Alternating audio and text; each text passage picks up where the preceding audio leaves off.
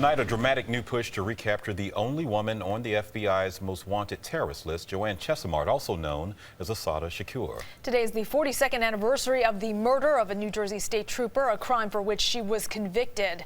In a new Fox doc, Dan Bowens heads to Cuba, where Chesimard has been living freely for decades.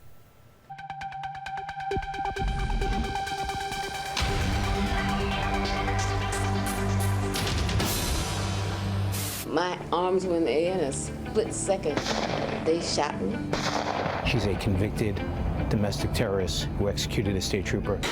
Joanne Chesimard committed a crime. She was convicted. It's time to bring her back. She has lived in Cuba for nearly 30 years, hiding in plain sight, even lecturing at a local university, under the direct protection of the federal government, a blessing from Fidel Castro.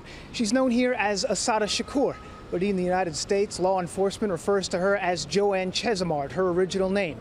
She's convicted of killing a New Jersey state trooper back in the 1970s, later escaping prison and hiding out here in Cuba. Now, as the two nations, the U.S. and this island nation, attempt to repair old wounds, her case and her fate is back front and center.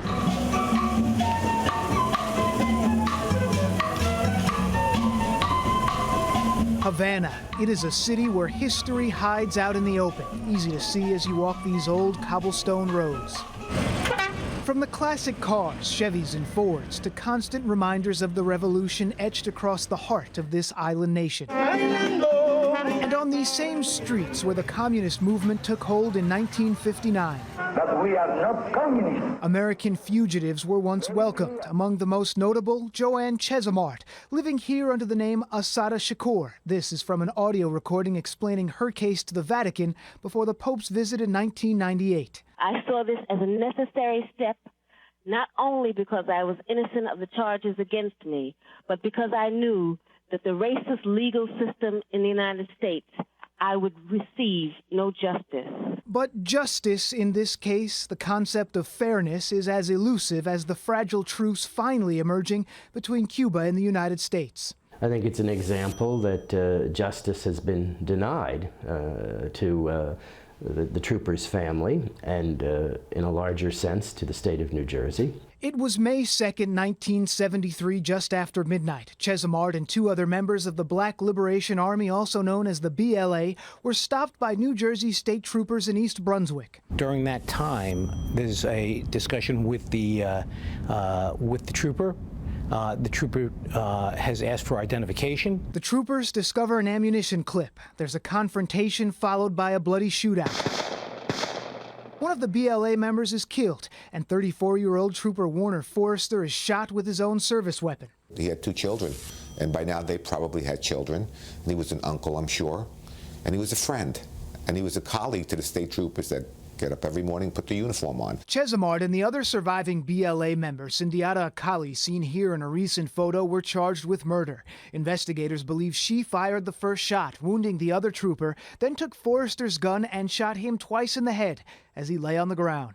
Executes him on the side of the highway. Her defenders maintain she couldn't have fired because she too was shot. She spoke about it in this documentary. My arms were in the air in a split second. They shot me with my arms in the air and then again in the back. In 1977, after a set of lengthy trials, Chesimard, by then calling herself Assata Shakur, was convicted, sent to the Clinton Correctional Facility for Women. It's now called the Edna Mann. She wouldn't be there long. They held one officer hostage, put a gun to his head, and said to the other officer behind the maximum security, "Open the door or I'm going to kill this officer." The escape happened on November 2nd, 1979, 2 years after her conviction. Three members of the BLA posed as visitors here at the prison. Once inside, they pulled pistols and took two guards hostage, eventually escaping with Chesimard in a prison van. She lived underground for several years, and by the mid-'80s, Fidel Castro granted her asylum.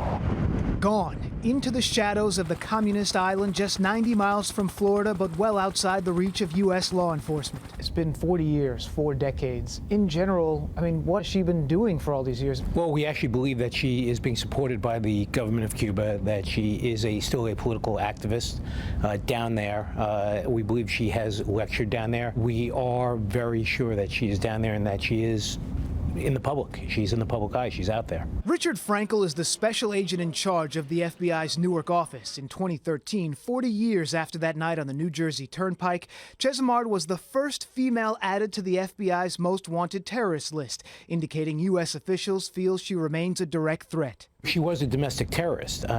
She was part of a terrorist organization, and she committed a terrorist act, killing the state trooper.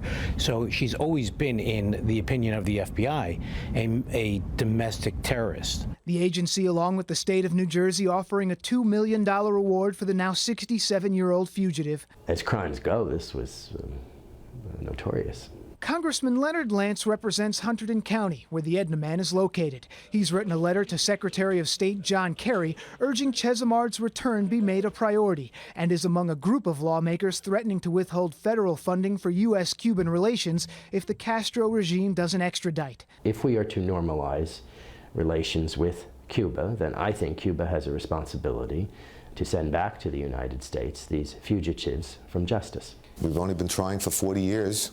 It's not a political issue. It's actually it's an issue of justice. Senator Joe Pannacchio represents parts of Morris County, where the jury that convicted Chesimard was from after she asked for a change of venue.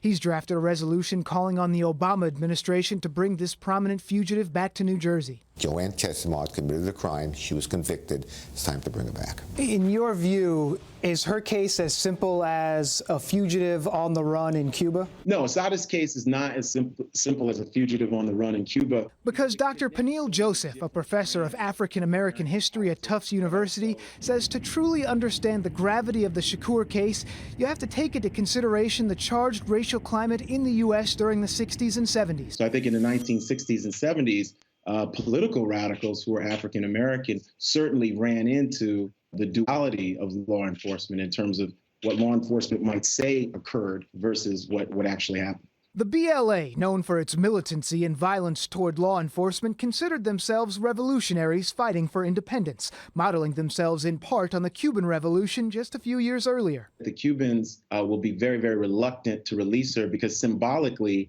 she means so much to them. A godmother to late rapper Tupac Shakur, she remains a relevant figure in the Black Power movement, powerfully controversial as well. Just recently, Kane University in Union, New Jersey, canceled a commencement speech from musician Common over a song he wrote about her. In the spirit of Assata Shakur. There is no doubt, 4 decades ago, Trooper Forrester's life ended quickly, his end coming far too soon.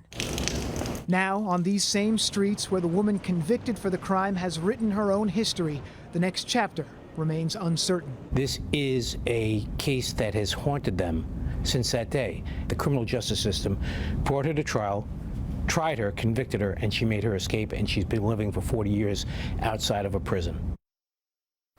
And the U.S. State Department now says Cuba is willing to at least discuss the possibility of bringing home Chesimard and other fugitives. Meanwhile, no public comment yet from Chesimard's lawyer, who has canceled a scheduled interview with us.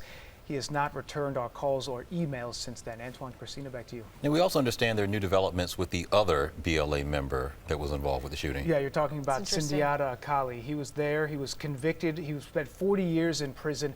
In 2014, he was paroled, but the state attorney general's office appealed that decision. And within the last 2 months, the New Jersey State Supreme Court has agreed to hear that case. In the meantime, the 77-year-old remains in prison. Great report, Dan. Fascinating. Thank you. All right, and the conversation continues on our digital platforms as well. You can discuss the case on our Facebook page. Also, we have links to more information at myfoxny.com.